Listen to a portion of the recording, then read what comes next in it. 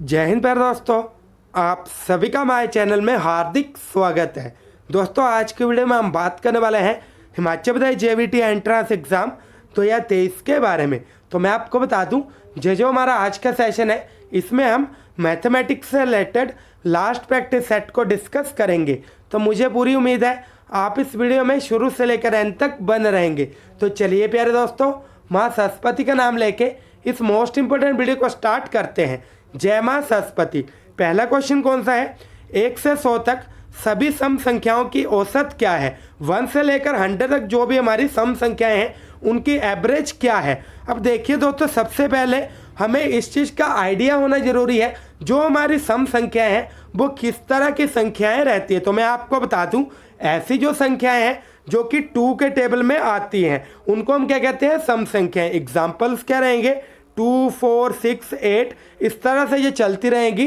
10, 12, 14, 16, 80, 20, 22 आगे तक ये जो संख्याएं हैं वो चलती रहेंगी। तो यहाँ पे हम क्या कह सकते हैं?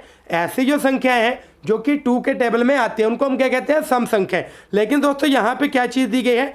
1 से लेकर 100 तक जो सम संख्याएं उनकी औसत क्या है? तो हमारा जो पहला नंबर है 1, वो कौन सा नंबर है? हमारी एक सम संख्या नहीं है। जो 1 है वो हमारी एक विषम संख्या है। तो यहाँ पे देखिए दोस्तों, जो हमारा पहला नंबर है, देखिए आपने किस तरह चीज़ों को समझना है। क्या दिया गया है? 1 से लेकर 100 तक सभी सम संख्याओं की औसत क्या है? जो सम संख्या है ऐसी संख्या है जो कि 2 के टेबल में आती है। लेकिन दोस्तों यहाँ पे पहला नंबर क्या दिया गया है? 1, जो कि हमारी सम संख्या नहीं है। इसलिए हमने पहली जो सम संख्या वो कौन सी लिखनी है? 2। आगे तक चलते रहना है 4, 6, और ये एंडिंग कहाँ पे होगी? 100 तक। हमने 100 पे एंड क्यों किया? क्योंकि दोस्तों यहाँ पे जो क्वेश्चन है उसमें 100 तक ही पूछा गया है। हमने किस तरह से लिखा दोस्तों? देखिए, हमने सबसे पहले 2 लिखा, उसके बाद 4, 6 आगे तक चलते गए और ये कहाँ तक फिनिश हो रहा है? 100 तक। अब दोस्तों इनकी एवरेज निकालने का फॉर्मूला क्या है? देखिए, ये है हमारा फर्स्ट नंबर, ये है हमारा लास्ट नंबर। हमने क्या किया?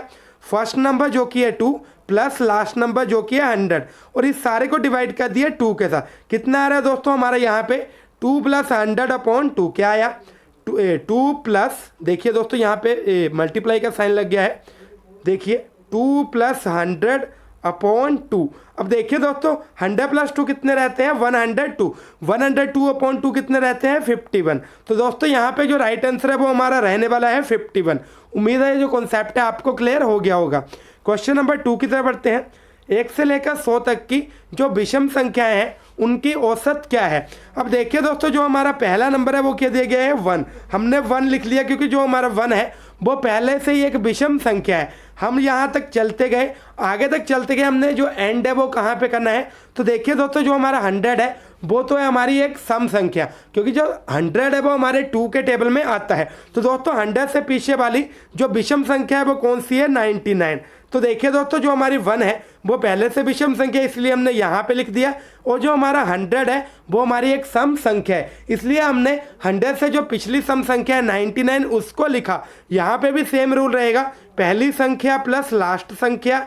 1 + 99/2 कितना बन रहा है? 100/2। फाइनल आंसर रहेगा हमारा 50। तो मुझे उम्मीद है ये कॉन्सेप्ट भी आपको क्लियर हो गया होगा। आगे दोस्तों क्वेश्चन नंबर 3 की तरफ बढ़ते हैं। वह छोटी से छोटी पूर्ण वर्ग संख्या ज्ञात करें जो 4, 9 और 10 से पूरी तरह विभाजित हो जाए। अब देखिए दोस्तों, यहाँ पे क्या दिया गया है? पूर्ण वर्ग संख्या। ये जो क्वेश्चन है हमने पहले भी किया था, लेकिन दोस्तों उसमें क्या था? जो हमारे क्वेश्चन की स्टेटमेंट है वो गलत दी गई थी। तो अभी आपने जो चीज़ें हैं उनको समझना है। सबसे पहले दोस्तों हमने क्या करना है? 4, 9 और 10 इनका क्या निकालना है? एलसीएम। कैसे लिखा? 4, 9 और 10। ठीक है दोस्तों, इनका एलसीएम निकालना है। तो यहाँ पे क्या होगा? 2 2 सा कितना आएगा? 4, 2 के साथ चला गया। 9 ऐसे ही रहा। जो हमारा 10 है 5 के साथ चला गया। आगे दोस्तों 2 के साथ ही आएगा। यहाँ पे 2 के साथ 2 कट गया, यहाँ पे क्या रह गया? 1। यहाँ पे 9 का 9 ही रहा, यहाँ पे रहा 5। ठीक है दोस्तों, आगे दोस्तों हमारा 3 के साथ जाएगा, ये रहा 1। यहाँ पे 3 3 9, ये 3 के साथ कट गया, और जो 5 है वो इसी तरह से रहा।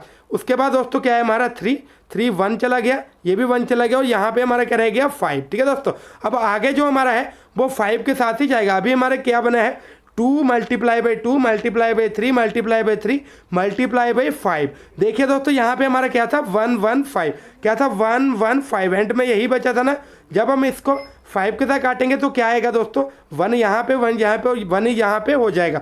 अभी दोस्तों हमने किस तरह सॉल्व करा मैं आपको दोबारा से इकट्ठा बताऊंगा। देखिए 4, 9 और 10, ठीक है दोस्तों, 4, 9 और 10। तो देखिए 2 के साथ गया है, 2 चला गया, 9 ऐसे ही रहा और यहाँ पे हमारे जो 10 है उसका बन गया 5। अगेन 2 के साथ गया है दोस्तों यहाँ पे, तो देखिए ये हमारा 2 के साथ 2 चला गया और जो हमारा 9 है इसी तरह से रहा, 5 भी इसी तरह से रहा। आगे क्या है दोस्तों, हम 3 के साथ डिवाइड करेंगे, 1 रह गया, जो 9 है वो भी 3 के साथ डिवाइड हो गया, कितने आ गए 3, और जो हमारा 5 है वो ऐसे ही रह गया। अगेन जो हमारा 3 है वो इसी तरह से रहा। देखिए दोस्तों यहाँ पे 1 आ गया और यहाँ पे जो 3 है वो इसी के साथ डिवाइड हो गया, कितना रह गया 1, और जो 5 है वो ऐसे ही रहा। आगे हम क्या करेंगे दोस्तों, जो हमारा 5 है उसके साथ चला जाएगा 5, ठीक है, यहाँ पे रह जाएगा 1 1 1। तो अभी हमारे पास इनके जो गुणनखंड है वो कौन कौन से बन रहे हैं, तो आपने चीज़ों की तरफ ध्यान देना है दोस्तों। कौन कौन से बन रहे हैं, 2 गुणा 2 गुणा 3 गुणा 3 गुणा 5, ठीक है। तो इस तरह से गुणनखंड बन रहे हैं। कैसे, 2 दूनी 4, 4 तिये 12, 12 तिये कितने रहते हैं 36, और 36 पचे कितने रहते हैं दोस्तों 180, ठीक है दोस्तों। आपने इस चीज़ों का ध्यान रखना है। अब देखिए दोस्तों यहाँ पे क्या पूछा गया है, पूर्ण वर्ग संख्या। क्या पूछा गया, पूर्ण वर्ग संख्या। अब यहाँ तक है हमारा, यहाँ पे दोस्तों कितना बना है 180। अब देखिए दोस्तों इसका भी जोड़ा बन रहा है, इसका भी जोड़ा बन रहा है, लेकिन जो 5 है इसका जोड़ा नहीं बन रहा। तो यहाँ पे हमने 5 का जोड़ा बनाना है और यहाँ पे हमने क्या लिख दिया 5। क्या लिखा दोस्तों 5। जो भी हमारा जोड़े के बिना बच जाएगा हमने वही नंबर आगे मल्टीप्लाई करके लिख लेना है। अब यहाँ तक हमारे हुए 180, हमने इस सारे को किसके साथ मल्टीप्लाई कर दिया 5 के साथ। जो हमारा आंसर है वो कितना रहेगा दोस्तों 900। उम्मीद है ये जो चीज़ है वो आपको समझ आ गई होगी। अब देखिए दोस्तों अगर यहाँ पे इस तरह से क्वेश्चन ना होता, सबसे छोटी पूर्ण वर्ग संख्या, अगर ऐसा ही पूछा गया होता सबसे छोटी संख्या, तो आपका जो आंसर है वो क्या आना था 180। तो अब आपका जो आंसर है वो क्या आना था 180। तब हमने एलसीएम ही निकालना था। यहाँ पे कॉन्सेप्ट क्या है दोस्तों, देखिए सबसे पहले अगर सबसे छोटी संख्या पूछी गई होगी तो हमने एलसीएम निकालना है। अगर सबसे बड़ी संख्या पूछी गई होगी तो हमने HCF निकालना है। अगर दोस्तों सबसे छोटी पूर्ण वर्ग संख्या पूछी गई होती तो हमने जोड़ा बनाने हैं। जो जोड़ा रह जाना है, जो हमारा नंबर जोड़े के बिना रह जाना है, उसमें हमने वही नंबर मल्टीप्लाई कर देना है। फिर जो हमारा यहाँ तक नंबर आएगा उस सारे को भी हमने उसी नंबर के साथ मल्टीप्लाई कर देना है। उम्मीद है ये जो चीज़ है वो आप समझ रहे होंगे। आगे दोस्तों क्वेश्चन नंबर 4 है हमारा। क्या पूछा गया है, वह छोटी से छोटी संख्या ज्ञात करें जो 18, 22 और 42 से पूरी तरह विभाजित हो जाए। लेकिन दोस्तों यहाँ पे क्वेश्चन क्या है, पहले जो क्वेश्चन था उसमें पूर्ण वर्ग संख्या पूछी गई थी, यहाँ पे क्या पूछी गई है सिर्फ छोटी संख्या। यहाँ पे हमने पूर्ण वर्ग संख्या ज्ञात नहीं करनी। तो इस क्वेश्चन को किस तरह सोल्व करेंगे, तो देखिए दोस्तों सबसे पहले 18, 22 और 42 का हमने एलसीएम लेना है। कैसे है, 18, 22, 42, इसका हम एलसीएम लेंगे तो कैसे आएगा। देखिए दोस्तों सबसे पहले 2 के साथ जाएगा, यहाँ पे 18 का बना 9, जो हमारा यहाँ पे दोस्तों 22 है इसका बना 11, और जो हमारा 42 है इसका बना 21। अब ये किसके साथ जाएंगे दोस्तों 3 के साथ, 3 के साथ जाएंगे, 3 3 ज़ा 9। यहाँ पे देखिए दोस्तों 11 नहीं जाएगा, 11 को ऐसे लिख देंगे, और जो हमारा 21 है वो भी 3 के साथ चला जाएगा, कितने टाइम 7 टाइम। अब देखिए दोस्तों ये यहाँ पे हमने 3 लिख दिया, 1 बन गया, यहाँ पे 11 और यहाँ पे है 7। आगे जब हम इनको सोल्व करेंगे तो 11 का 11 ही आएगा और 7 का 7 ही आएगा।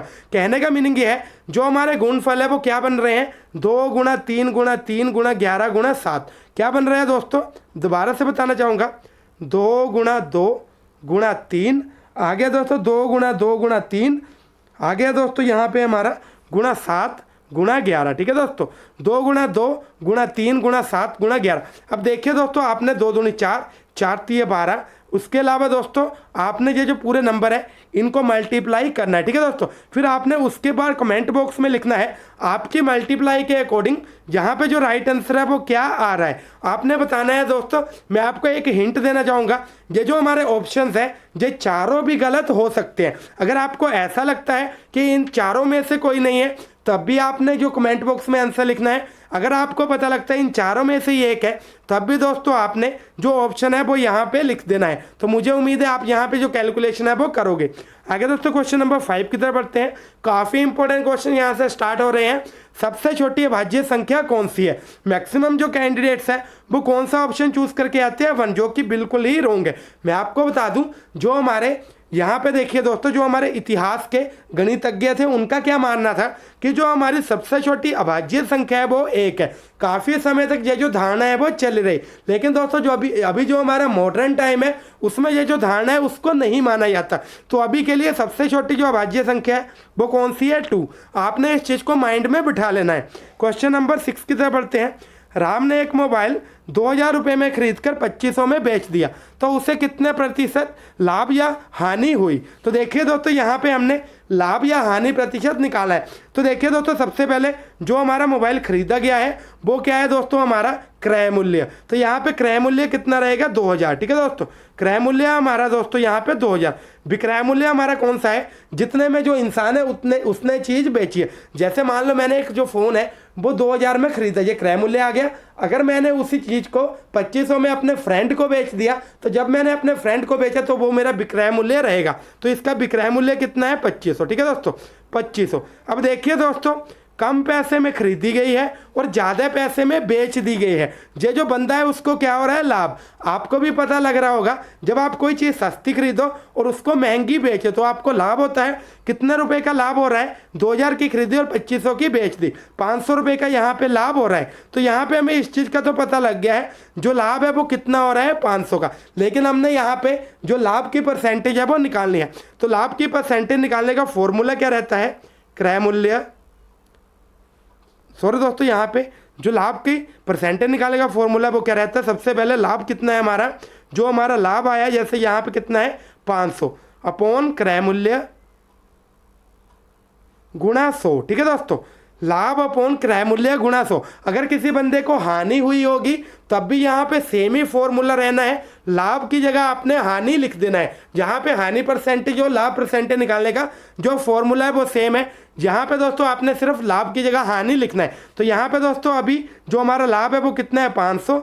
जो हमारा क्रय मूल्य है वो कितना है? 2000। और इसको हम डिवाइड करेंगे 100 के साथ। कैसे लिखेंगे? देखिए, लाभ है हमारा 500 रुपये, क्रय मूल्य कितना है दोस्तों? यहाँ पे 2000 रुपये। सारे को हमने मल्टीप्लाई किया 100 के साथ। यहाँ पे 2 जीरो इसके साथ चली गई, जो हमारी 1 जीरो है वो इसके साथ चली गई। तो देखिए दोस्तों, यहाँ पे 50 है और 2 है। तो यहाँ पे जो 50 है वो 2 के साथ 25 टाइम्स जो हमारा है सॉल्व हो जाएगा। तो यहाँ पे दोस्तों right answer will be 25%। Question number 7 की तरफ बढ़ते हैं। 1 से 100 तक कुल कितनी अभाज्य संख्या है? काफ़ी इंपॉर्टेंट क्वेश्चन है। 1 से 100 तक कुल कितनी अभाज्य संख्या है? तो मैं आपको बता दूं दोस्तों, राइट आंसर विल बी 25। 1 से 100 तक जो हमारी अभाज्य संख्या है वो टोटल कितनी है? 25। क्वेश्चन नंबर 8 इज सबसे छोटी प्राकृतिक संख्या कौन सी है? सबसे छोटा जो नेचुरल नंबर है वो कौन सा है? मैं आपको बता दूं, राइट आंसर विल बी 1। ये जो क्वेश्चंस है हमेशा पूछे जाते हैं आपके लिए। ये जो क्वेश्चन है इंपॉर्टेंट है, आपने हमेशा माइंड में रखने हैं। क्वेश्चन नंबर 9 की तरफ पढ़ेंगे। प्रथम जो हमारी 5 प्राकृतिक संख्याएं हैं उनका माध्य क्या होगा? अब देखिए दोस्तों, जो हमारा माध्य है उसको हम उसी तरह से निकालते हैं जिस तरह से कि हम अपनी एवरेज निकालते हैं। तो देखिए दोस्तों, मैं आपको बता दूं, जो हमारी सबसे छोटी प्राकृतिक संख्या वो कौन सी है? 1। और ये जो हमारी प्राकृतिक संख्या है ये आगे तक चलती रहती है। कहने का मीनिंग ये है 1 2 3 4 5। तो यहाँ पे दोस्तों आगे तक अनंत तक ये जो संख्याएं हैं वो चलती रहती है। ऐसी जो संख्याएं हैं जो कि 1 से शुरू होती है और आगे तक चलती रहती है, उनको हम क्या कहते हैं? प्राकृतिक संख्या। तो जो हमारी पहली प्राकृतिक संख्या वो कौन सी है दोस्तों? 1 2 3 4 5। अभी देखिए दोस्तों, यहाँ पे अगर हम इनकी एवरेज निकालें तो क्या आएगा? 1 + 2 + 3 + 4 + 5। टोटल हमारा दोस्तों यहाँ पे कितना होगा? देखिए, 3 3 3 3 + 3 6 हो गए, 6 4 कितने हो गए? 10 10 5 15। 15 को हमने किसके साथ यहाँ पे डिवाइड कर दें? जितने नंबर है 1 2 3 4 5। तो यहाँ पे राइट आंसर हमारा रहेगा 3। अगर दोस्तों हमारे पास सीक्वेंस में नंबर दिए गए हों, जैसे देखिए हमने तो दोस्तों यहाँ पे सोल्व करके देखा है, अगर हमारे पास इस तरह से सीक्वेंस में नंबर दिए गए होंगे 1 2 3 4 5, हमसे पूछा गया होगा इनकी एवरेज निकालिए। तो दोस्तों जो हमारा बीच वाला नंबर है वो हमेशा ही हमारी एवरेज रहता है। तो इनका एवरेज क्या रहेगा 3। जब हमने सोल्व किया तब भी आंसर आ रहा था 3। क्वेश्चन नंबर हमारा 10 है, सबसे छोटी पूर्ण संख्या कौन सी है। सबसे छोटा जो होल नंबर है वो कौन सा है, तो मैं आपको बता दूं यहाँ पे सबसे छोटी पूर्ण संख्या है 0। तो मुझे उम्मीद है ये जो वीडियो है उससे आपने कई नई चीज़ें सीखी होंगी। वीडियो अच्छी लगी हो वीडियो को लाइक करें, चैनल को सब्सक्राइब करें, अपने फ्रेंड्स के साथ ज़्यादा से ज़्यादा शेयर करें। Thank you. जय हिंद, जय भारत, जय हिमाचल।